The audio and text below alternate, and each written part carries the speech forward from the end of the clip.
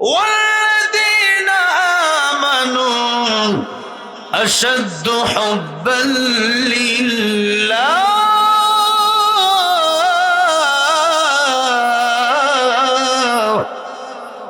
নামে মুসলমান নাকি কামে মুসলমান তুমি, নামে মুসলমান নাকি কামে মুসলমান। নামে কামে মিল না হলে, নামে কামে মিল না হলে বইবে যে তুফান তুমি। নামে মুসলমান নাকি কামে মুসলমান তুমি, নামে মুসলমান নাকি কামে মুসলমান। নাম রেখেছে ফজর আলী, ফজর পড়ে না। আচ্ছা, এই সমাজে এমন লোকের সংখ্যা অগণনা। নাম রেখেছে আব্দুর রহমান, কোরআন পারে না। এ সমাজে এমন লোকের সংখ্যা অগণনা।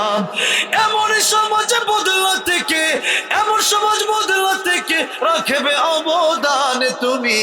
নামে মুসলমান নাকি কামে মুসলমান তুমি, নামে মুসলমান নাকি কামে মুসলমান। এই জন্য নামে মুসলমান হলে হবে না, কাজে মুসলমান হওয়ার দরকার আছে না নাই? তাই আল্লাহ রাব্বুল আমিন বলেছেন, ইয়া আইয়ুহাল্লাযীনা আমানু উদখুলু ফিস সিলমি কাফা। হে ইমানদারেরা, ইসলামের ভিতরে পরিপূর্ণ প্রবেশ করো। কারণ মুনাফিক গোলা সুখের সময় নবীর সাথে ছিল, দুঃখের সময় মুনাফিক গোলা নবীর সাথে ছিল না।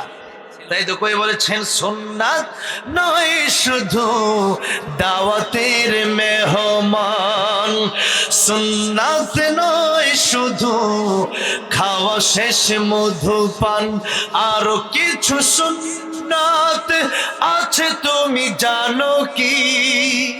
জানলেও জীবনে কখনো তা মানো কি?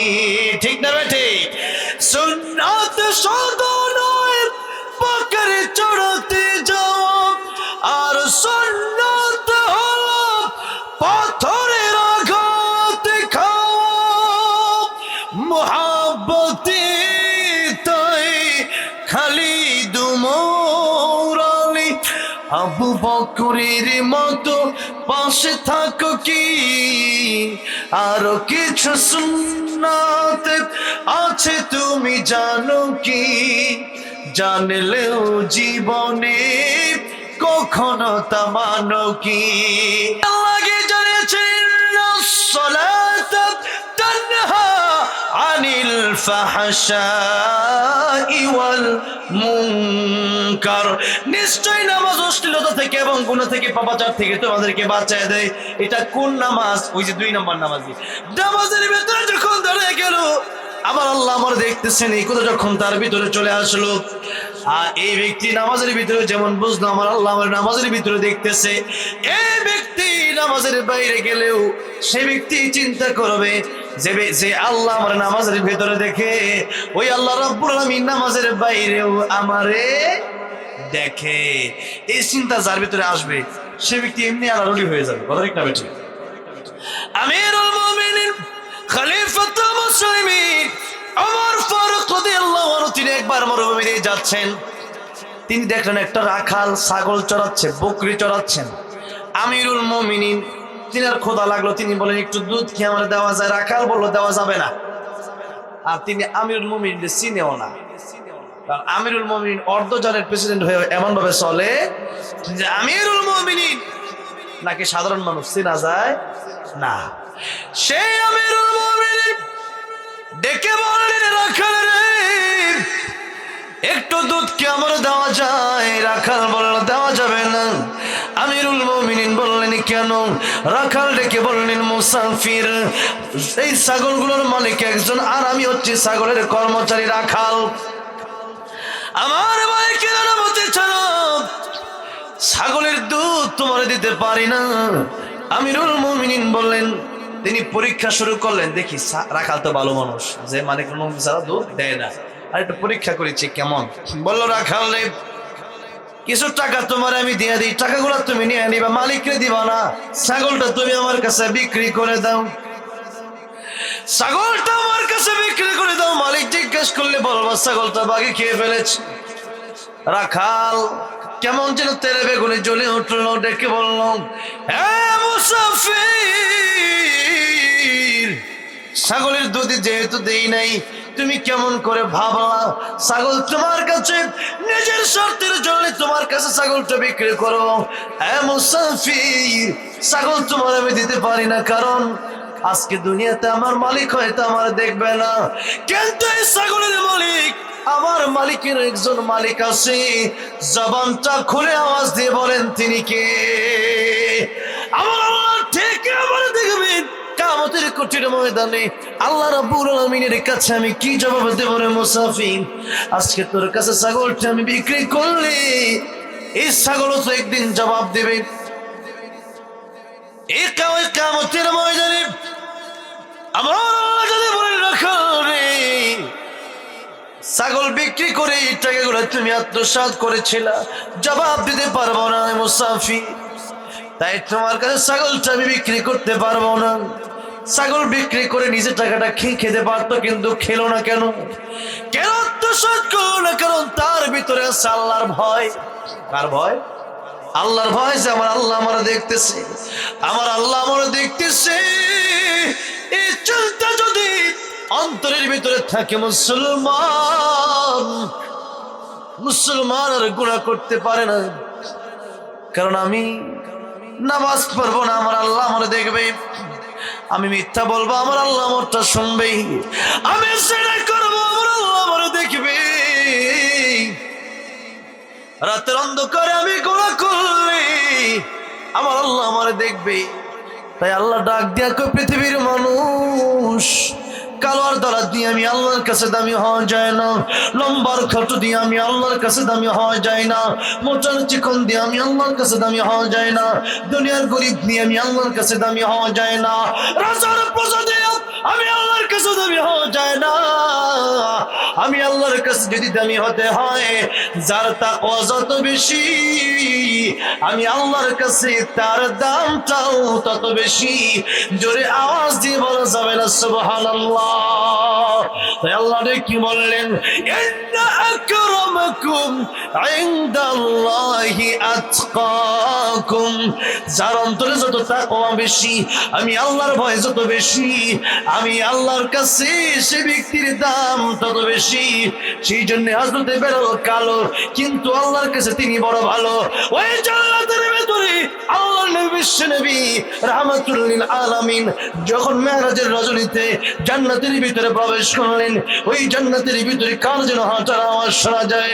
আল্লাহর নবী ডেকে বললেন, জিবরাইল, কার হাঁটার আওয়াজ জান্নাতের ভিতরে শোনা যায় রে?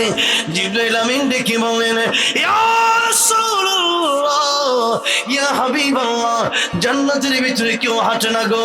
ইয়া রাসূলুল্লাহ, ওই দুনিয়ার জমিনে আপনার ছবি কালো বেলাল হাঁটে, তার হাঁটার আওয়াজ আল্লাহর তরি জান্নাতের ভিতরে সে পৌঁছে যায়।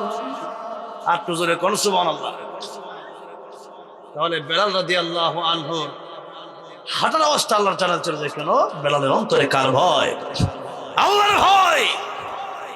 আজকে আমাদের অন্তরে আল্লাহর ভয় নাই বলে যা মনে চায় তা আমরা করতে চাই। খুন করতে আমরা দ্বিধাবোধ করি না, মানুষের হক নষ্ট করতে আমরা দ্বিধাবোধ করি না, নামাজ ছাড়তে আমরা দ্বিধাবোধ করি না। ভাইরা রোজির আওয়াজ, যেই নামাজির নামাজটা এমন হবে যে আমার আল্লাহ আমার দেখতেছে, ওই নামাজি, ওই নামাজ তাকে সমস্ত গুনাহ থেকে বাঁচায় দিবে, কারণ তার ভিতরে আছে আল্লাহর ভয়। কার ভয়? আল্লাহর ভয়। 2 নাম্বার বললাম, 1 নাম্বার তো বাকি আছে। 1 নাম্বার নামাজি কোন নামাজ? এটা নবীদের নামাজ, আল্লাহর ওলিদের নামাজ। কোন নামাজ? যেই নামাজে তারা এত মজা পায় যে তাদের কাছে নামাজ ছাড়া দুনিয়ার কিছু ভালো লাগে। কারণ নামাজের মাধ্যমে আমার আল্লাহর সাথে আমার দেখা হয়, নামাজের মাধ্যমে আমার মেরাজ হয়। এই রজবের চাঁদে আমার নবীকে আমার আল্লাহ রাব্বুল আলামিন ঊর্ধ্ব ভ্রমণে মেরাজে আল্লাহর আরশ আজিমে নিয়ে গিয়েছিলেন। জোরে করে সুবহানাল্লাহ। আর সেখান থেকে আমার আল্লাহ রাব্বুল আলামিন 5 ওয়াক্ত নামাজ এই উম্মতের জন্য দিয়েছিলেন। এই উম্মত যখন নামাজ পড়ে নামাজের মাধ্যমে আল্লাহর সাথে তার মেরাজ হয়ে যায়। সুবহানাল্লাহ। তো 1 নম্বর নামাজি কেমন? আমি একজন আল্লাহর ওলি দৃষ্টান্ত প্রথমে দিতে চাই। আব্দুল কাদের জিলানী রাহমাতুল্লাহি আলাইহি, নাম শুনছেন আপনারা? আব্দুল কাদের জিলানী রাহমাতুল্লাহি আলাইহি তিনি দুনিয়ায় থাকা অবস্থায় একটা শের বলতেন। তিনি বলতেন, জান্নাত ও দোজখ সে ইয়া রব্বি ক্যা করুম, জান্নাত ও দোজখ সে ইয়া রব্বি ক্যা করুম, आरज़ू है मैं तुझसे देखा करूं, आरज़ू है मैं तुझसे देखा करूं, आय अल्लाह জান্নাত জাহান্নাম দিয়ে আমি কি করব?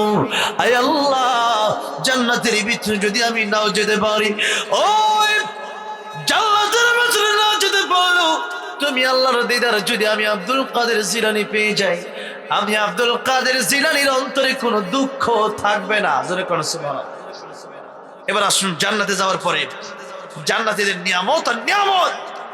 আল্লাহ বলবেন, ও জান্নাতীরা তোমাদের কি আর কিছু চাওয়ার আছে? জান্নাতীরা কেমন যেন মনটা বেজার, খুশি না।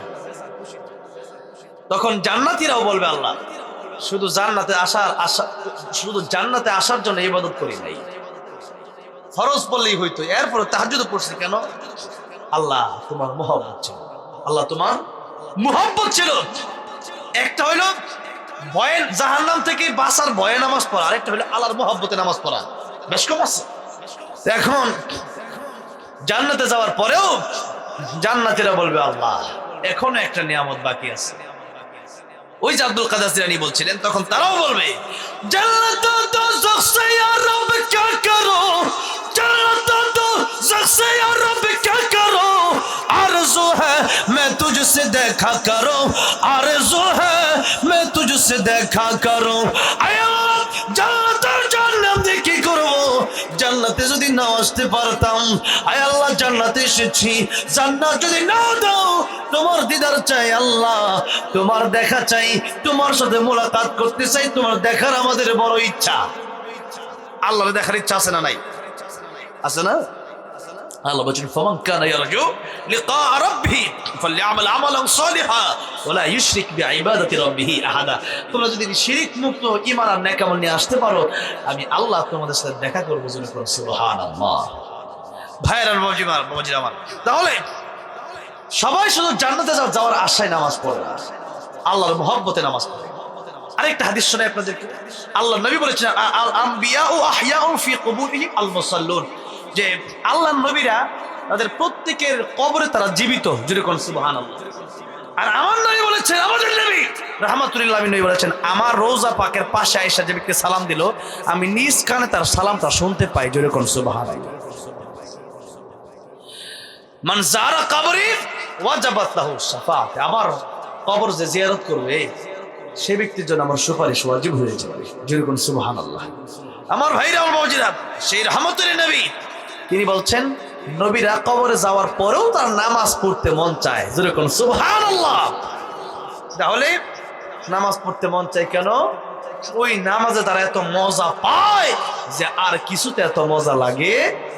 1 নাম্বার নামাজি ওই কোন নামাজ? যেই নামাজ অনেক নামাজি দেখবেন নামাজ পড়তে যায়, নামাজের সময় হয়ে গেলে আর ঘুমাইতে পারে, খাওয়া দাওয়া ভালো লাগে না, নামাজের সময় হয়ে গেলে আর গাড়ি চালানো ভালো লাগে না, নামাজের সময় হয়ে গেলে আর খেতে কাজ করতে ভালো লাগে।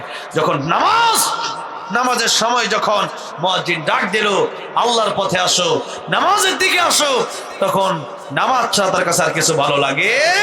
তাই তো ওই যে গজল আছে না, নামাজ কি বলো না কাজ আছে, কাজকে বলো আমার কি আছে, নামাজ আছে। আমার ভাইরা আমার, তাহলে নামাজ 5 আর 7 এই সিরিয়াল থেকে বের হয়ে অন্তত 3 আর 2 আমাদের আসতে হবে। আর 1 নাম্বার যদি দেবে তা আল্লাহর বড় মেহেরবানি। তাহলে জাহান্নামে যাওয়ার 1 নাম্বার কারণ হবে মুসলমানদের, মানে কাফেরদের না, কাফেররা তো এমনি জাহান্নামে যাবে, আর মুসলমানদের জাহান্নামে যাওয়ার 1 নাম্বার কারণ হবে নামাজ না পড়া, নামাজ না পড়া। 2 নাম্বার আল্লাহ বলছেন, জাহান্নামীরা জান্নাতীদেরকে ডেকে বলবে, ওয়ালাম নাকু নুতঈমুল মিসকিন, মিসকিনদেরকে খাবার দেই নাই, অসহায়দেরকে সাহায্য করি নাই। যাকাত গরিবে যদি না নেয়, সে জাহান্নামে যাবে না। ধনী যদি যাকাত না দেয় সে জাহান্নামে চলে যাবে। সাবধান ধনীরা। 3 নম্বরে আল্লাহ রাব্বুল আমিন বলছেন ওয়া কুন্না নাখুদু মাআল খায়িদিন। জাহান্নামীরা কে বলবে, মানুষের সমালোচনা করতাম, সমালোচনাকারীদের সাথে সমালোচনা করতাম। মানে একজন আরেকজনের দোষ বলে, গীবত করে, এমন লোক আছে না? গীবত যারা করে, নবী বলেন তাদের 2টা ক্ষতি। তার নেক আমলগুলো তার আমলনামায় চলে যায়, আর যার বিরুদ্ধে গীবত করলো তার গুনাহগুলো তার কাছে চলে আসে। তাহলে কেউ যদি গীবত করে অভ্যাস থাকে, এই অভ্যাস পাল্টে নিতে হবে। আমার মা বোনেরা, আমার বাবাজিরা, আমার যুবক ভাইরা, এই অভ্যাস যদি থাকে, এই বদ অভ্যাস, যেই গুনার কারণে নিজের ইবাদত আমল নষ্ট হয়ে যায়, এরকম বড় গীবত, এত বড় অন্যায়। আমার ভাইরা, আমার বাবাজিরা, নবীজি মেরাজে যাওয়ার সময় দেখছিলেন যে একদল এরকম ভাবে তারা তামার চামিচ দিয়ে এরকম খামসাচ্ছে, নিজের মুখ নিজে খামসাচ্ছে। এরা কারা? তারা হলো অন্যের গীবত যারা করত। তাহলে এই গীবত আজকে কেন? নিজেদের গীবত করা এত বড় মারাত্মক গুনাহ। আল্লাহ বলেন আইয়ুহিব্বু আহাদুকুম, তোমরা পছন্দ করো যে আইয়াকুলা লাহমা আখি মাইতান, তোমাদের মরা ভাইয়ের গোশত খাওয়া তোমরা পছন্দ করো? আইয়াকুলা লাহমা আখিহি মাইতান ফাকারিহতুমু, আল্লাহ বলছেন তোমরা তো পছন্দ করো না, মৃত ভাইয়ের গোশত খাও, তোমরা পছন্দ করো না। তোমরা যেমন অপছন্দ করো মৃত ভাইয়ের গোশত খাওয়া যেমন হারাম, আরেকজন ভাইয়ের বিরুদ্ধে সমালোচনা করা হারাম।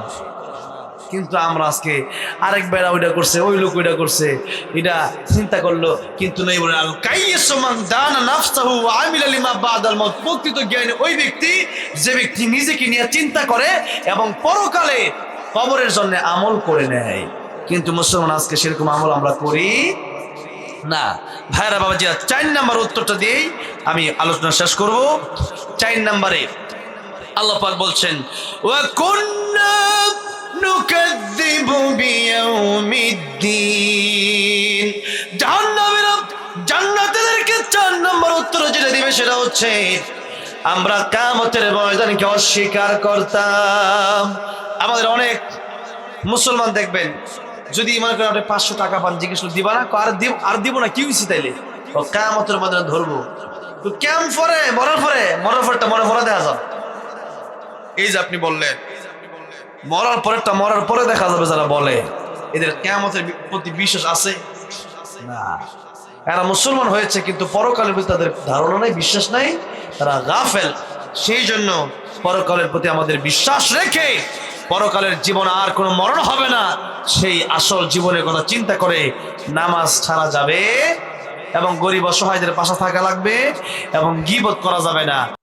রজব মাস যখন চলে আসতো, রজবের চাঁদ যখন উদিত হয়ে যেত, আল্লাহর নবী বিশ্ব নবী রাহমাতুল লিল আলামিন রজবের চাঁদ উদিত হলেই তিনি পড়া করে দিতেন আল্লাহুম্মা বারিক লানা ফি রজব ওয়া শাবান ওয়া বাল্লিগনা রমাদান। সবাই পড়েন আল্লাহুম্মা বারিক লানা ফি রজব ওয়া শাবান ওয়া বাল্লিগনা রমাদান। রজব শাবানের বরকত দাও, রমজান পর্যন্ত হায়াতে বাড়াও। পড়েন আমিন। রজবের চাঁদ উঠে গেলে আল্লাহর নবী দোয়া পড়তেন, আল্লাহ রজবে আর শাবানে আপনি আমাদেরকে বরকত দিন, আর রমজান পর্যন্ত আপনি আমাদের হায়াত বাড়ায় দেন। তাহলে এই মাসে আল্লাহর নবী হায়াতের জন্য দোয়া করতেন। আর এই মাসকে আল্লাহ রাব্বুল আলামিন স্পেশাল মর্যাদা দিয়েছেন, স্পেশাল সম্মান আল্লাহ রাব্বুল আলামিন দান করেছেন। আল্লাহ রাব্বুল আলামিন রজব মাসের কথা কোরআন শরীফে উল্লেখ করে বলেন, ইন্না ইদ্দাতাশ শুহুরি ইনদাল্লাহি 12 শাহরান ফি কিতাবিল্লাহ ইয়াওমা খালাকাস সামাওয়াতি ওয়াল আরদা মিনহা أربعة حرم যালিকাদ দীনুল কাইয়্যিম। আল্লাহ পাক বলছেন নিশ্চয়ই এই আকাশ জমিন আমি আল্লাহ রাব্বুল আমিন যখন থেকে সৃষ্টি করলাম তখন থেকে আমি আল্লাহর গণনায় মাস হলো 12টা। আল্লাহর গণনায় তখন থেকে মাস কয়টা? 12টা। তাহলে 12 মাসের আবিষ্কারক দুনিয়ার কোনো মানুষ না। আপনারা হয়তো অনেকে জানতেন না যে 12 মাস কে আবিষ্কার করছে। 12 মাসের আবিষ্কারক একজন, জবান খুলে বলেন তিনি কে? আল্লাহ রাব্বুল আমিন ডাক দিয়ে বলছেন 12টা মাস আমি আল্লাহ সৃষ্টি করেছি। তবে এই 12 মাস জানুয়ারি, ফেব্রুয়ারি, ইংরেজি মাস আর বৈশাখ, পৌষ, মাঘ এই বাংলা মাসগুলো নয়, বরং আল্লাহর কাছে আরবি মাসের মূল্য আছে। বাংলা আর ইংরেজি মাস যদিও আমাদের দরকার, কিন্তু আল্লাহর কাছে আরবি মাস দামি মাস। কারণ মুসলমানের ইবাদতের সম্পর্ক আরবি মাসের সাথে আছে না নাই? আরবি মাসের সাথে যেমন রমজানুল মুবারকে ফরজ রোজা আমাদের রাখতে হয়, কেউ যদি রমজানের রোজা না রাখে বাকি 11 মাস রোজা রাখলেও সেই রমজানের সওয়াব আর পাবে না। আবার সারা বছরে হজ করা যায় কয়বার? বড় হজ কয়বার করা যায়? একবার, সেই জিলহজ মাস। তাহলে মাসের সাথে আমাদের ইবাদতের সম্পৃক্ততা আছে। সুতরাং মাসের সাথে যদি ইবাদতের সম্পৃক্ত হয়, সেই সম্পর্কটা ইংরেজি আর বাংলা মাসের সাথে নয়, সেই সম্পর্কটা আরবি মাসের সাথে। কিন্তু মুসলমান বড় আফসোস, আজকে আমরা মুসলমান কিন্তু আরবি মাসের নাম তো পরের কথা, অনেকে আরবি কোরআন শরীফই পড়তে পারে না। কথা ঠিক না ঠিক? আরবি মাসের নাম যদি সবাইকে জিজ্ঞেস করা হয় সবাই কি পারবে? আরবি 12 মাসের নাম সবাই পারবে? আচ্ছা আরবি তো পরের কথা, আরবি তো পরের কথা। আমাদের দেশটা, আমরা বাঙালি না, বাংলাদেশি না আমরা? তাহলে বাংলাদেশি হিসাবে আমরা তো ইংরেজি মাসের নাম খুব ভালো জানি, কিন্তু অনেক লোক মানে খুঁজে পাওয়া যাবে যারা বাংলা মাসের নামও, এখন কি মাস চলতেছে মানে বাংলা মাস, ওইটা আমাদের অনেক বাংলাদেশের মানে আগের মুরব্বীরা তো মোটামুটি জানে, আর এখনকার ইয়াং ছেলেরা বাংলা মাসের নামও জানে না। কথা ঠিক না ঠিক? এখানে এমন কয়জন আছেন যে আমি বাংলা মাসের নাম জানি? যে আমরা বাংলাদেশি, ইংরেজি মাসের আবিষ্কার তার বাংলাদেশের লোকেরা না, সেই ইংরেজি মাসের নাম তো জানি, কিন্তু বাংলা মাসের নাম জানেন এমন 2-4 জন লোক পাওয়া গেলেও দেখা যাবে আমার দাদারা, আমাদের বাবারা পারবে। কিন্তু আমার বয়সী যারা আছেন, আমার বয়স থেকে কম বা বেশি, আমার যুবক ইয়াং ভাইয়েরা, তারা হয়তো বাংলা মাসের 2-4 মাসের নাম হয়তো বলতে পারবে না। কথা ঠিক না ঠিক? দেখেন বাংলাদেশের মানুষ হইয়া বাংলা নামই জানে না। তাহলে আপনাদেরকে একটা প্রশ্ন করতে চাই, মাস ইংরেজি মাসের চাইতে আমাদের কাছে বাংলা মাসের গুরুত্ব বেশি থাকতে হবে, কারণ আমরা বাংলাদেশি। লক্ষ লক্ষ মানুষের, লক্ষ লক্ষ শহীদের বিনিময়ে দেশ আমরা পেয়েছি। আমরা ইসলামকে যেমন ভালোবাসি, আল্লাহর কসম আমরা দেশকেও ভালোবাসি। দেশের বিরুদ্ধে কেউ কথা বললে বাংলার মুসলমান সহ্য করতে পারে না। ঠিক না বেঠে? এই উসমান হাদি জীবন দিয়েছে কেন? দেশের পক্ষে কথা বলে উসমান হাদি শহীদ হয়েছে। ঠিক না বেঠে? আমরাও দেশের পক্ষে কথা বলতে গিয়ে শহীদ হব। যারা শহীদ হয়ে যায় তারা মরে যায় না। কথা ঠিক না বেঠে? আল্লাহ বলেছেন, ওয়ালা তাকুলু লিমান ইউকতালু ফি সাবিলিল্লাহি আমওয়াত বাল আহইয়াউ ওয়ালাকিন লা তাশউরুন। যারা শহীদ হয় তারা জীবিত, তারা মরে না। আল্লাহ বলছেন তাদেরকে তোমরা মৃত বলো না, তারা জীবিত। জোরে কোন সুবহানাল্লাহ। তাই আমি আল্লামা সাঈদীকে নিয়েও লিখেছি, ওসমান হাদিকে নিয়েও বলেছিলাম কয়েকদিন আগে, ওসমান হাদি তুমি মরনি, শহীদ হয়েছ তুমি তাই জানি। ঠিক না বেঠে? রাজপথে কাটালে সারাটি বছর, জালেমকে পেছে তোমায় দেখে তোর থর। ঠিক না বেঠে? তুমি যে ছিলে মোদের নয়ন মনি, শহীদ হয়েছ তুমি তাই জানি। দেখা তো হবে না আর এই জীবনে, দেখা হবে জান্নাতে ফুল বাগানে। এই আশা করো আল্লাহ, তুমি শহীদ হয়েছ তুমি এটাই জানি। আল্লামা সাঈদীকে নিয়েও লিখেছিলাম, আল্লামা সাঈদী তুমি মরনি, শহীদ হয়েছ তুমি এটাই জানি। কারাগারে কাটালে 13টি বছর, বাতিল কেঁপেছে তোমায় দেখে থর থর, ঠিক না বেঠে? তুমি যে ছিলে মোদের নয়নমণি, শহীদ হয়েছ তুমি এটাই জানি। দেহ মাঝে যতদিন ছিল তবু প্রাণ, বলেছিলে তুমি সে প্রভুরই কালাম, ঠিক না বেঠে? তাই তো ভাবি তোমায় প্রতিদিনই, শহীদ হয়েছ তুমি এটাই জানি। আল্লামা সাঈদী তুমি মরনি, শহীদ হয়েছ তুমি এটাই জানি। তাহলে যারা শহীদ হয়ে যায়, দিনের জন্য যারা শহীদ হয়ে যায়, আল্লাহর কোরআনের জন্য যারা শহীদ হয়ে যায়, ইনসাফ কায়েমের জন্য যারা শহীদ হয়ে যায়, তারা মরে যায় না। আর যারা শহীদ হয়ে যায়, এরা শহীদ হতে দেরি, জান্নাতে যেতে দেরি হয় না। জোরে কোন সুবহানাল্লাহ। শহীদ যখন শহীদ হয়ে যায়, শহীদ হয়ে যাওয়ার পরে আল্লাহ রাব্বুল আলামিন তাদের রূহটাকে একটা সবুজ পাখির ভিতরে ঢোকায় দেন। পাখিটা উঠতে থাকে, জান্নাতে ঘুরতে থাকে, জান্নাতে ঘুরতে থাকে আর জান্নাতের নিয়ামতগুলো খেতে থাকে। তখন আল্লাহ জিজ্ঞাসা করেন, শহীদ তুমি আমার কাছে কি চাও? শহীদ বলে, আল্লাহ তোমার কাছে কিচ্ছু চাই না, তোমার কাছে আমি চাই আবার জীবনটা দিয়ে দাও। ওই দুনিয়াতে যদি আরেকবার পাঠাও, আরেকবার দুনিয়াতে যেতে চাই, দুনিয়াতে আরেকবার গিয়া আমি আরো অনেকগুলা জীবন দাও, অনেকগুলা জীবন আমি তোমার রাস্তায় শহীদ করে দেব। আল্লাহু আকবার। শহীদ এই মর্যাদা সে বুঝবে না যে এখনো শহীদ হয় নাই। শহীদের মৃত্যু এত আসানের মৃত্যু, এত শান্তির মৃত্যু, এত আরামের মৃত্যু, যার চাইতে আরামের মৃত্যু আর কোনো মৃত্যু হতে পারে না। সেই মৃত্যুটা, সেই মরণটা তো আমরা কামনা করি। আল্লাহ নবী বিশ্বনবী রাহমাতুল লিল আলামিন তিনি আমাদেরকে শহীদ হওয়ার জন্য অনুপ্রাণিত করেছেন। সাহাবায়ে কেরাম রাদিয়াল্লাহু আনহুম আজমাইন তারা শহীদ হওয়ার জন্য পাগল পারা হয়েছিল।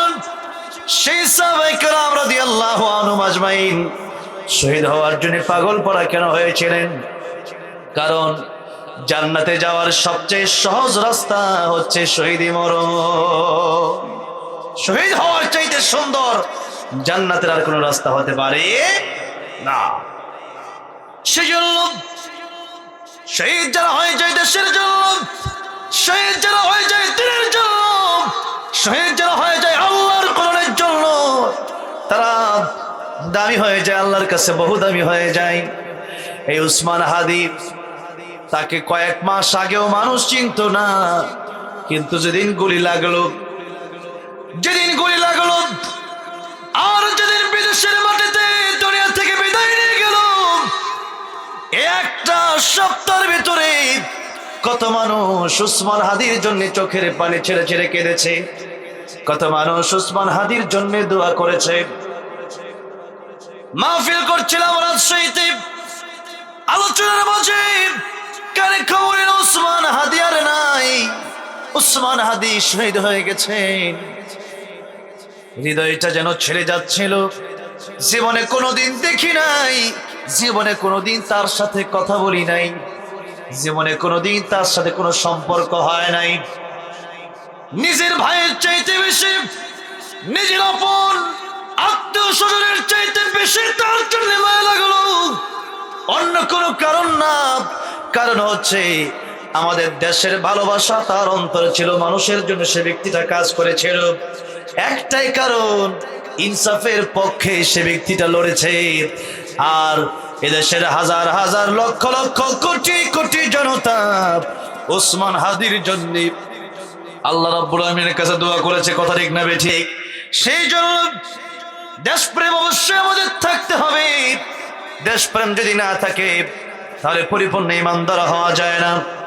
আল্লাহর নবী বিশ্ব নবী রাহমাতুল লিল আলামিন মক্কাতুল মুকাররমা ছেড়ে মদিনাতুল মুনাওয়ারা যখন চলে যাচ্ছিলেন, আল্লাহর নবী চোখের পানি ছেড়ে ছেড়ে কাঁদছিলেন। আমার জন্মভূমি, আমার দেশ, আজকে তোরে ছেড়ে আমি চলে যাব, আমি তোরে ছেড়ে চলে যেতে আমার বড় কষ্ট হয় রে কাবা। নবীজির দেশপ্রেম ছিল, দেশপ্রেম থেকে এটা তো ঈমান, সেই জন্য অবশ্যই দেশপ্রেম থাকতে হবে মুসলমান। বলতেছিলাম বাংলাদেশের মানুষই আমরা বাংলা জানি না, দেশের প্রতি অনেকের ভালোবাসা নাই। তবে আরেকটা কথা মনে রাখতে হবে, অনেকেই বলেন যে আমার ধর্মের চেয়ে আমার দেশ আগে না, দেশের চাইতে আমার ধর্ম আগে। কারণ কবরে যাওয়ার পরে জিজ্ঞেস করা হবে না তুমি বাঙালি কিনা, কবরে যাওয়ার পরে জিজ্ঞেস করা হবে না তুমি চাইনিজ কিনা, কবরে যাওয়ার পরে জিজ্ঞেস করা হবে না তুমি আমেরিকান কিনা, কবরে যাওয়ার পরে জিজ্ঞেস করা হবে না তুমি লন্ডনে কিনা, কবরে যাওয়ার পরে জিজ্ঞেস করা হবে না তুমি মালয়েশিয়ান কিনা, কবরে যাওয়ার পরে জিজ্ঞেস করা হবে না তুমি ইন্দোনেশিয়ান কিনা। কবরে যাওয়ার পরে প্রশ্ন হবে মান রাব্বুকা ওয়া মা দীনুকা ওয়া মান হাদার রাজুল আল্লাযী বুইসা ফীকুম, তোমার রব কি, তোমার দিন কি, অর্থাৎ তোমার ধর্ম কি। তাহলে কবরে যাওয়ার পরে কোন দেশে থাকতে ওই প্রশ্ন হবে না, বরং প্রশ্ন হবে তোমার ধর্ম কি ছিল। কথা ঠিক না বেঠি? কিন্তু বড় আফসোস, বড় কষ্টের সাথে বলতে হয়, বাংলাদেশের কিছু নামদারি নেতারা আমাদেরকে ধর্মান্ধ বলে। আপনারা আমাদেরকে ধর্মান্ধ যে বলেন, কেন বলেন? যে আমরা ধর্ম নিয়ে বেশি পড়ে থাকি তাই। ও আমরা ধর্ম নিয়ে থাকি বলে এটা আমাদের দোষ। আচ্ছা, আমরা যদি ধর্ম নিয়ে পড়ে থাকি, এটা যদি আমাদের দোষ হয়ে থাকে, তাহলে আমরা বলি এটা আমাদের দোষই, ঠিক আছে। কারণ আমরা ধর্ম নিয়ে কবরে যেতে চাই। কথা ঠিক না বেঠিক? আমাকে জিজ্ঞাসা করা হবে না কত টাকা কামিয়েছে রে, আমাকে জিজ্ঞাসা করা হবে না তুমি এমপি মন্ত্রী হয়েছিল কিনা, আমাকে জিজ্ঞাসা করা হবে না তুমি প্রধানমন্ত্রী হয়েছিল কিনা, আমাকে জিজ্ঞাসা করা হবে তুমি কি ধর্ম মেনেছিল করে কিনা। কথা ঠিক না বেঠিক? সুতরাং আমাদেরকে ধর্মান্ধ বলবেন না, কারণ আমরা ধর্মটাকে নিয়ে কবরে যেতে চাই, আমরা আল্লাহর পরিচয় নিয়ে কবরে যেতে চাই, আমার নবীর প্রেম নিয়ে আমরা কবরে যেতে চাই। কারণ আমার আল্লাহ আমাদেরকে সৃষ্টি না করলে আমরা সৃষ্টি তো হতাম না। কথা ঠিক না বেঠিক? যে আল্লাহ সৃষ্টি করলেন ওই আল্লাহর মানবো না, আমি তোমার মানবো, তোমারটাই মানতে পারি, আমি মানবো আমি আল্লাহর গোলাম, আমার মালিক আমার আল্লাহ। কথা ঠিক না বেঠিক? সুতরাং কবরে যাওয়ার পরে ধর্ম সম্পর্কে প্রশ্ন করা হবে।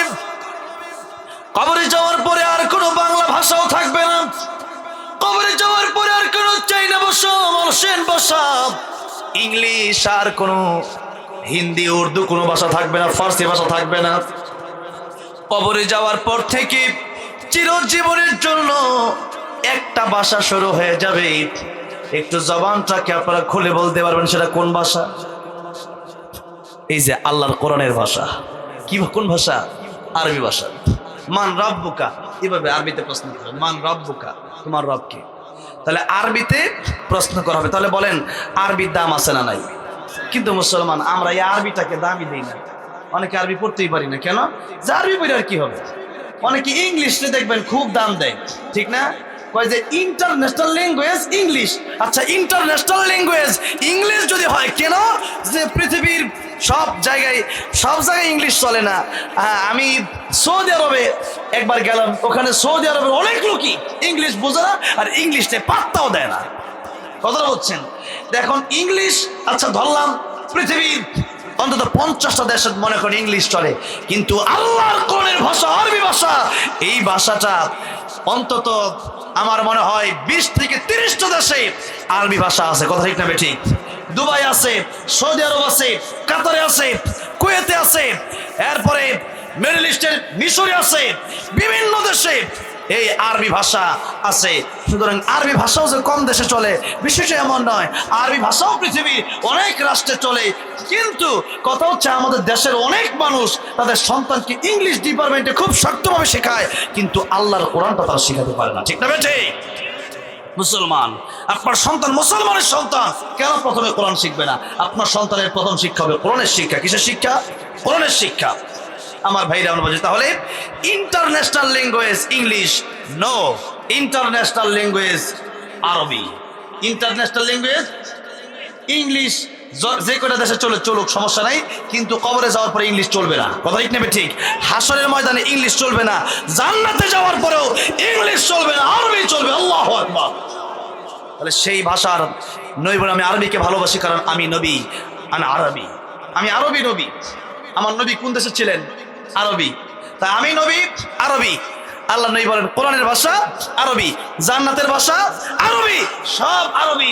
কিন্তু মুসলমান আজকে আরবি জানে না, বড় আফসোস। কেন আরবি শিখেন না? তাহলে আজকে থেকে আরবিকে গুরুত্ব দিতে হবে, কারণ আরবি আমার কবরে চলবে, আরবি আমার নবীর ভাষা, আরবি আল্লাহর কোরআনের ভাষা, আরবি এটা জান্নাতের ভাষা হবে, আরবি জান্নাতে যাওয়ার পরেও অনন্তকাল আরবি ভাষা চলবে। যেরকম সুবহানাল্লাহ। তাহলে আরবি আজকে থেকে আরবির প্রতি আমরা গুরুত্ব দিব। যেই কথা বলতেছিলাম যে আরবি মাসের দাম আল্লাহর কাছে আছে, তাহলে আল্লাহ বললেন যে আমি আল্লাহর কাছে 12টা মাস যখন থেকে আকাশ আর জমিন আমি আল্লাহ সৃষ্টি করলাম, তাহলে আল্লাহর গণনায় মাস কয়টা? 12টা। এই 12টাই মাসে কিন্তু ইংলিশ আর বাংলা নয়, আল্লাহর নিকট আরবি। যেমন শাহরু রমাদান, রমজানের কথা কোরআন শরীফে আছে না নাই? আছে। এমন আরবি মাসের দাম আল্লাহর কাছে আছে। এবার দেখেন আল্লাহ বলতেছেন আমার 12 মাসের ভিতরে আমি আল্লাহর সৃষ্টির 12 মাস সৃষ্টির ভিতরে আমি আল্লাহ রাব্বুল আলামিন 4টা মাসের সম্মান বৃদ্ধি করলাম। কয়টা মাসের সম্মান? 4টা। আল্লাহ রাব্বুল আলামিন বলেন মিনহা আরবাতুন হুরুম, আমি আল্লাহ রাব্বুল আলামিন 4টা মাসকে সম্মান দিলাম। আল্লাহ নেই বলে রমজান মাসের দাম তো এমনি বেশি, রমজান ছাড়া আরো 4টা মাস জিলকদ, জিলহজ, মুহররম আর এই রজব মাস। এই রজব মাসকে আল্লাহ বলেন আমি আল্লাহ আরবাতুন হুরুম 4টা মাসকে সম্মান দিলাম। এর মধ্যে একটা মাসের নাম হলো রজব মাস।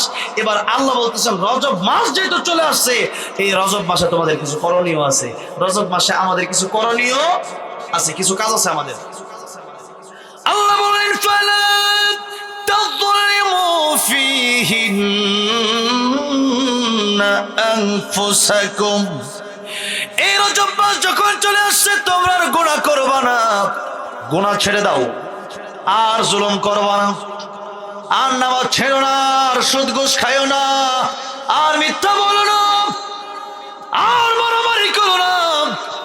এই আয়াত যখন নাজিল হয়ে গেল, আরবের কাফেরেরা ফালা তাযলিমু ফীহিন্না আনফুসাকুম, যখন আল্লাহ বলছে আর গুনাহ করবে না, সাবধান রজব মাস, তখন কাফের বেঈমানেরা তাদের সাথে মারামারি থাকতো, কেস কাছারি থাকতো, সব তারা বন্ধ করে দিত যে আর মারামারি চলবে না, আসো রজব মাস আমরা মারামারি করব না, আমরা একে অপরের সাথে মিলেমিশে থাকবো, আবার মারামারি শুরু করব শাবান মাসে। তাহলে আমরা কে নিয়ত করবো যে 1 মাস মারামারি বন্ধ, আবার শাবান মাস হলে ওরা ধরা মারামারি লাগবে, এমন নিয়ত করা যাবে? তাহলে আমাদের নিয়ত হবে যে এখন যে মারামারি ছাড়বো এই মাসের শিক্ষা অনুযায়ী আর সারা বছর মারামারি করব না। কিন্তু বড় আফসোস, 2 দিন আগে দেখলাম এক বিএনপি নেতার একজন খুন হয়ে গেছে। 1 সপ্তাহ আগে দেখলাম, মানে 2 দিন আগে দেখলাম চট্টগ্রাম, এর আগে দেখলাম যশোরে একজন খুন খুলে হয়েছে, এর আগে তো হাদি বাইরে খুন খুন, আর এরকম কত খুন যে হইতেছিল আমরা জানিনি না। সত্য সংবাদে আসে না, কিছু সংবাদে আসে, কিছু তো আসেই না। তো সেই জন্য রজব মাস, যে মাসকে কাফের বেঈমানরা পর্যন্ত সম্মান দিয়ে মারামারি বন্ধ করে দিয়েছে, রজব মাস যে এখন মারামারি করা যাবে না। আর আমরা মুসলমান হইয়া কোরআন শরীফের এই আয়াত আমরা মানি না, আমরা জানি না যে রজব মাস আসছে। কথা ঠিক না বে ঠিক? সেই জন্য রজব মাসের হক যদি আদায় করতে হয়, 1 নম্বরে আমাদের যত মারামারি আছে বন্ধ, মারামারি বন্ধ করে এখন থেকে আপসে মিল হওয়া লাগবে যে ভাইজান যা হয়েছে হয়েছে, আসো বুকে বুক একসাথে বুকে বুক লাগাই, আসো একসাথে সুন্দর করে সমাজটাকে ঘুরি। কথা ঠিক না বে ঠিক? আবার মিলে যেতে হবে, তাহলে আমার আপনার জীবনটা সুন্দর হবে। ইমাম জাসসাস রাহমাতুল্লাহ আলাইহি আহকামুল কোরআনে লিখেছেন যে যে ব্যক্তি এই 4টা মাস ঠিকভাবে ইবাদত করবে, বাকি 8 মাস আল্লাহ তার ইবাদত করার তৌফিক দিবে। জোরে বলো সুবহানাল্লাহ। এই 4 মাস যারা গুনাহ থেকে বেঁচে থাকবে, বাকি 4 মাস আল্লাহ রাব্বুল আলামিন যাদেরকে গুনাহ থেকে বেঁচে থাকার তৌফিক দান করবেন। জোরে বলো সুবহানাল্লাহ। রজব মাসের কত মূল্য! এই রজব মাসের সাথে রমজানের ঘ্রাণ আছে না নাই? রজব মাস চলে আসছে মানে রমজান খুব কাছাকাছি। এখন থেকে গুনাহ বন্ধ করে দিয়ে নামাজ ধরা লাগবে। কি ধরা লাগবে? 1 নম্বরে নামাজ আমাদের ধরা লাগবে। আমার ভাইরা, আমার বাবাজিরা, বলছিলাম 4টা বিষয় নিয়ে আলোচনা করব। একটু শীতের কারণে হয়তো আপনাদের অনেক কষ্ট হচ্ছে, এত বড় প্রোগ্রাম, তাও দেখা গেছে শীতের কারণে অনেকে ঘর থেকে তো বের হবে, কম্বলের নিচ থেকে তো বের হতে চায় না। তো আপনারা আসছেন যে আলহামদুলিল্লাহ, কারণ আমাদের অন্তরে সবচেয়ে বেশি মহব্বত কার? কার? আল্লাহর। কার? আল্লাহ নিজে বলতেছেন, ওয়াল্লাযীনা আমানু আশাদ্দু হুব্বান লিল্লাহ।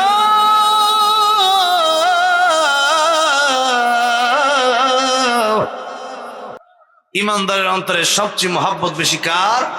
আল্লাহ। আল্লাহর জন্য আমরা আজকে এসেছি। এক একটা আয়াত যদি আপনারা বোঝার চেষ্টা করেন, আল্লাহ রাব্বুল আলামিন 100 রাকাত নফল নামাজ পড়লে যে সওয়াব হইতো তার চেয়ে বেশি সওয়াব আমলনামায় দান করে দিবেন। জোরে বলুন সুবহানাল্লাহ। সেজন্য আর আধা ঘন্টা সময় কি দেওয়া যাবে? হ্যাঁ, আছেন সবাই? একটু তাকবীর দিতে হবে। লিল্লাহি তাকবীর, লিল্লাহি তাকবীর, লিল্লাহি তাকবীর। কোরআন আছে যেখানে, কোরআন সুন্নাহ যেখানে, ভণ্ড আছে যেখানে,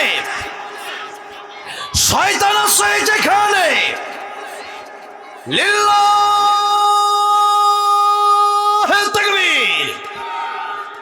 আমার ভাইরা, আমার বাবাজিরা, তাই 4টা বিষয় নিয়ে কথা বলবো। তার আগে একটু মৌসুম ভিত্তিক আলোচনা করলাম, কারণ মৌসুম ভিত্তিক আলোচনা করা সুন্নাত। কারণ এখন রজব মাস চলে যাচ্ছে, আলোচনা সাবানে করলে হবে না, রজবে করতে হবে। এই জন্য রজব মাস চলে যাচ্ছে, আর আমরা রজবের অনেকেই, রজব মাস চলে যাচ্ছে আমরা অনেকেই জানি না। আজকে কত রজব বলতে পারবেন? 19 রজব। কত রজব? আরবি তারিখ শুরু হয় মাগরিবের সময়, চাঁদ যখন ওঠে, মানে মাগরিবের সময় থেকে আরবি তারিখ শুরু হয়। তাহলে আজকে কত রজব? 19 রজব। তাহলে আর 1.5 মাসও নাই রমজানের, আর 1.5 মাসও নাই। তাহলে এই আজকের ওয়াজের প্রথম ওয়াজ হলো যে নবীজি দোয়া শিক্ষা দিয়েছেন, আল্লাহুম্মা বারিক লানা ফি রজব ওয়া শাবান ওয়া বাল্লিগনা রমাদান। আমরা পড়বো তো ইনশাআল্লাহ। 1 2 নাম্বার, এই মাসে আমরা, এই মাসকে আমরা সম্মান দেব, যে এই মাস আসছে, এই মাসে গুনাহ করা যাবে না। 3 নাম্বার, এই মাসে কারোর সাথে কোনো দুশ্মনী থাকলে দুশ্মনী বন্ধ কইরা একজন একজনের কাছে ক্ষমা চেয়ে মাফ নিয়ে আমরা সুন্দরভাবে চলবো। কারো হক মেরে থাকলে মাফ চেয়ে নেব, কারণ আল্লাহ আল্লাহর হক মাফ করলো, বান্দার হক মাফ করেন না। সেই জন্য আমরা মাফ চেয়ে নেব। এই 3টা আলোচনা মৌসুম ভিত্তিক করলাম। এবার আসুন আমরা সে আলোচনায় যাব যেই আয়াতগুলো আমি আলোচনার শুরুতেই তিলাওয়াত করেছিলাম, যে 4টা কারণে জাহান্নামীরা জাহান্নামে যাবে। কয়টা কারণে? 4টা কারণে। এই 4টা কারণ বলে আলোচনা শেষ করব। আল্লাহ রাব্বুল আলামিন এদেরকে প্রশ্ন করবে, তোমরা কেন জাহান্নামে গেলা? জাহান্নামীরা উত্তর দিবে 4টা উত্তর। আল্লাহ রাব্বুল আলামিন বলছেন, 1 নম্বরে জাহান্নামীরা উত্তর দিবে, ক্বালু লাম নাকু মিনাল মুসাল্লিন। নামাজ পড়ি নাই, নামাজ পড়ি নাই। নামাজ না পড়ার কারণে আজকে জাহান্নামে আমাদের আশা লাগলো। তাহলে জাহান্নামের 1 নম্বরে জাহান্নামে যাবে নামাজ না পড়ার কারণে। কি নামাজ? কি না পড়ার কারণে? নামাজ না পড়ার কারণে। নামাজ 5 ওয়াক্ত, নামাজি 5 প্রকার, নামাজির ফলাফল 5 প্রকার। জোরে নামাজি কয় প্রকার? 1 প্রকার নামাজি। আমি সংক্ষিপ্ত বলবো, 5 প্রকার নামাজি। আলোচনা 5 ঘন্টার প্রয়োজন, কিন্তু এত লম্বা সময় আমি নেব না। 5 রকম নামাজি আমি চেষ্টা করবো অন্তত 20 মিনিটে শেষ করার জন্য। কষ্ট হবে? আমি 5 থেকে 1 পর্যন্ত যাই। 5 ওই নামাজি। দেখেন আপনি কত নম্বর নামাজি, আপনি একটু চিন্তা করে দেখেন আপনি কত নম্বর নামাজি। সাপ্তাহিক মুসল্লি, মাসিক মুসল্লি, আর হইলো 4 ওয়াক্ত মুসল্লি, 5 ওয়াক্ত না। যেমন ফজরের নামাজ অনেকেই পড়ে না, কথা ঠিক নেবে? ঠিক, ফজরের সময় অনেকে ঘুমেতেই ওঠে না। নামাজ পড়বো কেমনে? কারণ শীত, এরপরে উঠতে মন চায় না, ঘুমের ভাব এখনো কাটে নাই। হায়রে মুসলমান, বোঝার দরকার ছিল, এটাই তো পরীক্ষা, এটাই পরীক্ষা চলতেছে এভাবে যে ঘুমে ধরবে, এরপরও ঘুম থেকে উঠতে হবে, এটাই পরীক্ষা। পরীক্ষা সহজ না কঠিন? ছাত্র জীবন সুখের জীবন যদি না থাকতো পরীক্ষা, তো পরীক্ষা তো কঠিন। আল্লাহ রাব্বুল আলামিন বলছেন, আল্লাযী খালাকাল মাউতা ওয়াল হায়াত ليبلوكم أيكم أحسن عملا আমি আল্লাহ মরণের জীবন সৃষ্টি করলাম বান্দারে কেন যাতে করে আমি আল্লাহ তোমাদেরকে পরীক্ষা করতে পারি কি করতে পারেন পরীক্ষা আইয়ুকুম আহসানু আমালা কে কত ভালো আমল করতে পারো তাহলে এই দুনিয়াটা পরীক্ষার হল এখানে এমন নয় যে আমার যা ইচ্ছা তাই করব পরীক্ষার হলে যখন পরীক্ষার ছাত্র যখন পরীক্ষা দেয় তখন দেখবেন ইংলিশ সাবজেক্টে কবিতা লেখে হাটিমা টিম টিম সারে দেখাও কিছু কয় না ও যা লেখালো দেখা হবে রেজাল্টের বেলায় কথা ঠিক না ঠিক সারে কিন্তু মারে না পরীক্ষার হলে মারে না কেন তোরে মারার দরকার নাই যেদিন পরীক্ষার রেজাল্ট খারাপ হবে ওই দিন এমনি কানবি কথা ঠিক না ঠিক ঠিক তেমনি ভাবে পরীক্ষার হল যেহেতু দুনিয়ার জমিনে মন চাইলে নামাজ পড়বেন মন চাইলে পড়বেন না কোনো সমস্যা নাই কিন্তু আল্লাহ রাব্বুল আলামিন বলছেন এই দুনিয়া থেকে পরকালে আমি আল্লাহর কাছে তোমাদের হিসাব দিতে হবে আল্লাহর নবী বিশ্ব নবী রাহমাতুল লিল আলামিন বলেন উম্মতেরা রে আদ-দুনিয়া মাজরাতুল আখিরাহ এই দুনিয়াটা তোমাদের জন্য পরকালের জন্য কর্মক্ষেত এখানে যা করবা এখানে ধান গাছ লাগাইলে ওখানে গিয়ে ধান পাবা এখানে আম গাছ লাগাইলে পরকালে আম পাবা এখানে জাম গাছ লাগাইলে পরকালে জাম পাবা একজন লাগাইলো নিম গাছ সেই নিম গাছ থেকে যেমন আঙ্গুর ফল আশা করা যায় না ঠিক তেমনি ভাবে আপনি হাঁটবেন জাহান্নামের পথে যেতে চাবেন জান্নাতে ওইটা আশাই করা যাবে কিন্তু ওই গাছ যদি না লাগাইতে পারেন জান্নাতে যাওয়া যাবে না একটা হলো বগুড়ার রোড আরেকটা হলো ঢাকার রোড আপনি সারা রাত চললেন ওই রোডে যেতে যেতে হয়তো রংপুর চলে যেতে পারেন কুড়িগ্রাম চলে যেতে পারেন নীলফামারী চলে যেতে পারেন লালমনিরহাট চলে যেতে পারেন আপনি ঠাকুরগাঁও পঞ্চগড় চলে যেতে পারেন আপনি রাজশাহী আপনি চাঁপাইনবাবগঞ্জ চলে যেতে পারেন কিন্তু ঢাকায় আর যাওয়া হবে না কারণ আপনি যাচ্ছেন ওই রাজশাহী রংপুরের রোডে আপনি চাঁপাই রোডে যাচ্ছেন আপনি যাচ্ছেন নীলফামারী লালমনিরহাটের রোডে আর আপনি আশা করছেন আপনি ঢাকা যাবেন এটা যেমন বোকামি আপনি কাজ করবেন জাহান্নামে আর যেতে চাইবেন জান্নাতে হবে না আল্লাহর নবী বলেন কিভাবে কামাই করব জান্নাত কেমনে কামাই করব কিয়ামতের ময়দানে সর্বপ্রথম নামাজের হিসাব নেওয়া হবে নামাজের হিসাব যাদের ঠিক তাদের সব হিসাবই ঠিক জোরে কোন সুবহানাল্লাহ এরা জান্নাতি আর যারা নামাজের হিসাব দিতে গিয়ে যারা ধরা খেয়ে যাবে সব হিসাবে তারা ধরা খাবে এই জন্য নামাজ 4 ওয়াক্ত পড়েন 1 ওয়াক্ত পড়লেন না 1 ওয়াক্ত না পড়াটাই আপনার জাহান্নামে যাওয়ার কারণ হতে পারে 1 ওয়াক্ত না পড়াটাই কবিরা গুনাহ মুসা কালিমুল্লাহর কাছে একজন মহিলা আসলো এসে বলল পয়গম্বর আমি জিনা করেছি আমার জিনার পরে আমার সন্তান হয়েছে সন্তানের হত্যাও করেছি আমার চেয়ে খারাপ কেউ আছে মুসা কালিমুল্লাহ বলেন তোর চেয়ে খারাপ আর কি হবে এমনি জিবরাইল আমিন ডেকে বলেন আল্লাহর পয়গম্বর আল্লাহ রাব্বুল আলামিন জানিয়েছেন এই জিনাকারিনী মহিলার চাইতে হত্যাকারী মহিলার চাইতে আর বড় খারাপ ওই ব্যক্তি যে ব্যক্তি নামাজ পড়লো না নামাজ যে ব্যক্তি পড়লো না সে ব্যক্তি এত জঘন্য অথচ আমরা নামাজ না পড়াটাকে গুনাই মনে করি না কথা ঠিক না ঠিক কোন ওয়াজ করে কি ওয়াজ করবো নামাজ পড়ে এটাই তো ওয়াজ পড়ানো আছে কিন্তু আমাদের মনে থাকে না মনে করানোর জন্যই মাহফিল এবার আসুন যদি 5 নাম্বার নামাজ হয়ে থাকে এই নামাজি হওয়ার পরেও আপনাকে জাহান্নামে যাওয়া লাগবে কারণ জুমা পড়ছেন আর 5 ওয়াক্ত বাকিগুলো পড়েন নাই জুমা পড়া তো সহজ সারা সপ্তাহ জুমা পড়াচ্ছে একদিন ফজর পড়া এখন বর্তমানে শীতে কঠিন কথা ঠিক না ঠিক এই সময় শীতের সময় ঠান্ডা পানিতে যারা ওযু করে নামাজ পড়ে আমার তো মনে হয় এই যুগের সবচেয়ে বড় আল্লাহর ওলি হেরা কথা ঠিক না ঠিক মনে হয় মাঝে মধ্যে গুস্ত মনে হয় আড্ডি থেকে আলাদা হয়ে যাবে কথা ঠিক না এত ঠান্ডা পানি বরফের মতো ঠান্ডা যখন ওযু করি তখন বলে আল্লাহ রে আল্লাহ তুমি দেখো আল্লাহ কথা ঠিক না যে আল্লাহ তুমি দেখো আল্লাহ যে ঠান্ডা পানি এই ঠান্ডা পানি দিয়া যার ভিতরে আল্লাহর ভয় নাই সে ব্যক্তি কখনোই এই ফজরের সময় ঠান্ডা পানি দিয়ে ওযু করে নামাজ পড়তে পারে একে তো ঘুম থেকে ওঠাই কষ্ট আবার আরেক দিকে দেখা গেছে ঠান্ডা পানি দিয়া ওযু করা কষ্ট আবার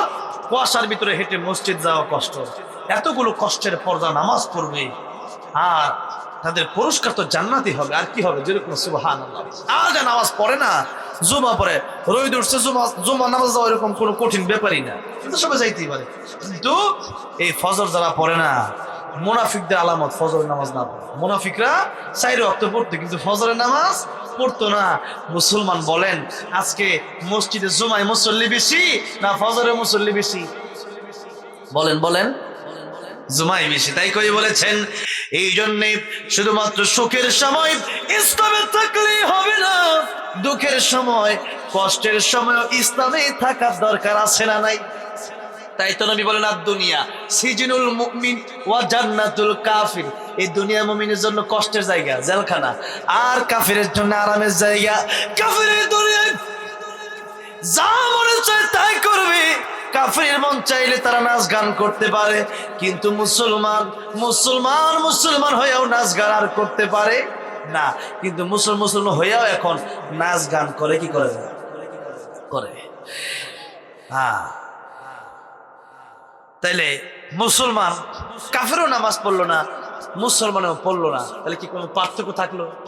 তাহলে এই কেবলমাত্র আমি বললাম মুসলমান কিন্তু কাজে করবে না, তাহলে হইল? ফেরাউনও কিন্তু আল্লাহ, কিন্তু আল্লাহ রাতের গভীরে গিয়ে কিন্তু আল্লাহ, আমি যে খোদা না ওইটা আমি ভালো করেই জানি, কিন্তু এই দুনিয়ায় আমার মনে চায় আমি নিজের খোদা করে খুব ভালো লাগে আমার। আল্লাহ তোমার পাও দুটা ধরি, আল্লাহ আমার ইজ্জত সম্মান তুমি নষ্ট করো না, আল্লাহ আমার রব হিসাবে যে কই, আল্লাহ বৃষ্টির সময় বৃষ্টিটা ঠিকঠাক দিও। এখন আমার বৃষ্টির সময় তো আমারে ধরে, আমি যদি বৃষ্টি না দিতে তা আমারও জনগণ পিটাইবে, তুই কিসের খোদা? এখন আল্লাহ তুমি দিও আল্লাহ, কারণ আমি যদি বিপদে পড়ি তাহলে তো আমার মানুষ খোদা বলবে না। এখন ফেরাউনও কিন্তু রাতের গভীরে গলায় রশি লাগায় কুটো, আল্লাহ তুমি যে খোদা আমি জানি, কিন্তু এরপরও আমি খোদা দাবি করলে খুব ভালো লাগে। ফেরাউনও, কোরআন শরীফে আছে, ফেরাউনও মরার সময় কি ছিল? আনা মিনাল মুসলিমিন, আমি মুসলমান। আল্লাহ কয় এখন আর কাজ হবে না। সুতরাং আমরা যারা মুখে মুখে মুসলমান বলি, এই মুখে মুখে বইলা জান্নাতে যাওয়া যাবে। নামাজ পড়তে হবে কয় ওয়াক্ত? 5 ওয়াক্ত। 5 নাম্বার নামাজি যারা 5 ওয়াক্ত পড়ে না, খালি জুমা পড়ে, এদের এই 5 ওয়াক্ত না পড়ার কারণে জাহান্নামে যাওয়া লাগবে। এই 5 নাম্বার সিরিয়াল থেকে বের হয়ে আসতে হবে। 4 নাম্বারে দেখি কারা? 4 নাম্বারে ওই নামাজি যে নামাজ পড়লো কিন্তু ঠিকঠাক নামাজ পড়লো না। নামাজ পড়ছে কিন্তু ওযু জানে না, গোসল জানে না। গোসল করে জিজ্ঞাসা করলে গোসলে ফরজ কি? ফরজ হইল সাবান দেয়া শরীর ডলা, আর হইলো বালা কইরা গরম পানি ডালা, আর হইলো গামছা দিয়া শরীর মুছা দেওয়া। কথা বুঝেন নাই? এটা ফরজ। এখন অনেকে গোসল করে, গোসলের সময় কুলিও করে না, নাকে পানিও দেয় না। কথা ঠিক না? ঠিক। কিন্তু এরপরে নামাজে চলে গেল, নামাজ তো হলো। অনেকেই পেশাব করার পর ঢিলা কুলুপ নেয় না। এই অপবিত্র থাকার কারণে বলেন, যারা পেশাব করে ঢিলা কুলুপ নিবে না এদের কবরে সবচেয়ে ভয়ঙ্কর আযাব হবে। তাহলে পেশাব করে যারা ঢিলা কুলুপ নেয় না, পাক থাকে, এরপর নামাজে চলে যায়, নামাজ হবে না। তাহলে নামাজ ঠিকঠাক না পড়লে পরে, তাহলে দেখা গেছে সবচেয়ে বড় আফসোসের ব্যাপার হচ্ছে নামাজ ভঙ্গের কারণ কয়টা? আপনারা কি বলতে পারবেন? 19টা। কয়টা? নামাজ ভঙ্গের কারণ 19টা। প্রথমটা কি? হ্যাঁ, আমার চাচারে ধন্যবাদ দিচ্ছি, কারণ উনি বিষয়টা ভালো করে মনে রাখছে। নামাজে অশুদ্ধ কোরআন পড়া, নামাজে অশুদ্ধ বললে নামাজ হয় না। তাইলে আমাদের এমন মুসলমান আছে না নাই যারা নামাজ পড়ে কিন্তু কোরআন শরীফ শুদ্ধ পারে না? এমন মুসলমান আছে না? অনেক মুসলমান আছে নামাজ পড়ে কিন্তু কোরআন পারে না। ও মুসলমান, দুনিয়ার ব্যবসার জন্য ব্যবসা শেখা লাগে, গাড়ি চালানোর জন্য ড্রাইভিং শেখা লাগে, কিন্তু নামাজের জন্য আল্লাহর কোরআন শেখার বুঝি দরকার নাই। তলাবুল ইলমি ফারিদাতুন আলা কুল্লি মুসলিম, প্রত্যেক মুসলমানের জন্য দ্বীনি ইলম শিক্ষা করা ফরজ। কিন্তু মুসলমান এই দ্বীনি ইলম শিখে না। কোরআন না শিখা নামাজ পড়বে, নামাজ হবে না। এই টাঙ্গাইলে রেঙ্গা পাম্পে একদিন একজন নামাজ পড়াইতেছেন, কুল হুয়াল্লাহু আহাদ আল্লাহুস সামাদ। আমি নামাজ ছেড়ে দিয়ে বার হয়ে গেছি গা। নামাজ ছেড়ে গেলে আমি কুল হলো আহাদ কয় কি লিগা? আল্লাহ কয় আহাদ, আহাদ, আর সে কয় আহাদ। ওইসে হয় নাই। আল্লাহ কয় আহাদ মানে এক, আর হ্যাঁ কয় আহাদ ওয়াদা। কোরআন অর্থই তো চেঞ্জ হয়ে গেছে। আরে কথার অর্থ চেঞ্জ হয়ে গেলে নামাজ হবে কেমনে? নামাজ হয় নাই। নামাজ যদি না হয় আল্লাহর দরবারে বিপদে পড়ে যাবেন। তাহলে মুসলমান কোরআন শেখার দরকার আছে না নাই? নিজেও শিখতে হবে, সন্তানকেও কোরআন শিখাতে হবে। ভাইরা আমার, বাবাজিরা আমার, তাহলে নামাজ চার নাম্বার নামাজ, ওই নামাজই নামাজ পড়ে কিন্তু ঠিকঠাক নামাজ পড়ে না। এই 4 নাম্বার নামাজের ব্যাপারে আরেকটা কথা হলো, নামাজ পড়ে মসজিদে দেহ আছে, মন আছে খেতে। দেহ আছে মসজিদে, মন আছে বাড়িতে। দেহ আছে মসজিদে, মন আছে দোকানে। একবার শুনছেন না, ওই যে নামাজ পড়তেছে ইমাম সাহেব একদিন আসা 3 রাকাত ফিরা লাইছে। এবার হুজুর কামটা করলেন কি হয়েছে? নামাজ 3 রাকাত। কেমনে? আমার দোকান হলো 4টা, 3 দোকানের হিসাব হয়েছে, আরেক দোকান গেল কই? আরেক দোকানের হিসাব যদি করতে পারি নাই, তার মানে বোঝা গেল আরেক রাকাত নামাজও কম হয়েছে। এখন দেখেন নামাজের ভিতরে দোকানের হিসাব করে, এমন অনেক নামাজে আছে না নাই? নামাজের ভিতরে ফোনটা দিয়ে রাখো, হ্যালো জরিনার মাগো কই গেছো? গেছি তো। ইচ্ছা নামাজ 2 রাকাত দিচ্ছে, আর 2 রাকাত থইরা পরে তোমার লগে কথা কইতেছি। এই যে মোবাইল দিয়ে কথা কইলো, নামাজ হইছে? আমলে কাসির কারে বলে এটাই বোঝে না। আমলে কাসির মানে নামাজের ভিতরে, আমল মানে কাজ, আর কাসির মানে বেশি। নামাজের ভিতরে অতিরিক্ত কাজ করলে আমলে কাসির কয়। আমার মাদ্রাসায় এক ছাত্র নামাজ পড়াইতেছে, একদিন মাইক লয়ে এরকম করতেছে। তা আমি কই তোমার নামাজ হইছে না? আবার পড়াম আমি। কি লিগা? কই নামাজের ভিতরে মাইক লয়ে এমন করে এটা আমলে কাসির হয়। এখন নামাজের ভেতরে আমলে কাসির কারে হয় এটাই বোঝে না। দেখা গেছে মশা একটা বইছে, 2 হাত ছাইরা দিয়া মশাটা মাইরা আবার জারে, এরপরে ফিট খাত যা, পেট খাত যা, 2 হাত দিয়া ছাইরা দিয়া এই যে কাজগুলো করতেছে আমলে কাসির হচ্ছে। নামাজ ভঙ্গের 19 কারণের একটা কারণ এটা আমলে কাসির করা। মানে নামাজের ভিতরে অতিরিক্ত কোনো কাজ নামাজের বা নামাজ বাদ দিয়ে মনোযোগ দিলে আমলে কাসির হয়। আজকে নামাজ আমরা পড়ি, নামাজের ভিতরে মনোযোগ আমাদের থাকে না। নামাজ এখানে আর মন সব অন্য জায়গায়। এই নামাজের নামাজও হবে না। নবী বলেন সবচেয়ে বড় চোর ওই চোর যে ব্যক্তি নামাজে চুরি করে, কোন রকম সেজদা দিয়া, কোন রকম রুকু দিয়া, খালি বাড়ি দাঁড়িয়ে চলে।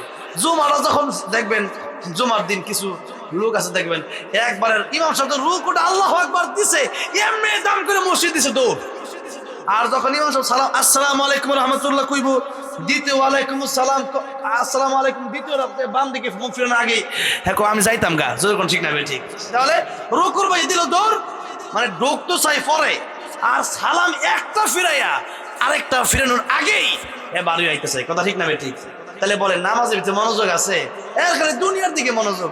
এমন নামাজিও খুশু সাথে নামাজ না পড়া করে জাহান্নামে যেতে পারে। তাহলে এই 4 নাম্বারও থাকা যাবে। 3 নাম্বার নামাজি ওই নামাজি যেই নামাজি নামাজের ভিতরে মন চলে গেল, আবার মন কেনে যারে না, আমি তো আমার সামনে নবী বলছেন তুমি আল্লাহরা দেখতেছো, আল্লাহ তোমার দেখতেছো, তুমি ওইভাবে ইবাদত করো। এখন আমরা যদি এখন ইবাদত করি, ইবাদতের সময় মোবাইল যদি ধরি, অন্যদিকে মনোযোগ থাকে, তখন তো এই কথা মনে হয় না। এখন আল্লাহ নেই বলেন তুমি যদি আল্লাহকে নাও দেখো, তুমি মনে রাখো তোমারে কিন্তু আল্লাহ ঠিকই দেখতেছে। এটা মনে করো নামাজ পড়ো। তাহলে এভাবে নামাজ পড়লে 3 নাম্বার নামাজি এইভাবে নফসের সাথে যুদ্ধ করতে পারলে, নামাজের ভিতরে মনোযোগ বাড়ানোর চেষ্টা করলে সেই নামাজি জান্নাতে যাবে।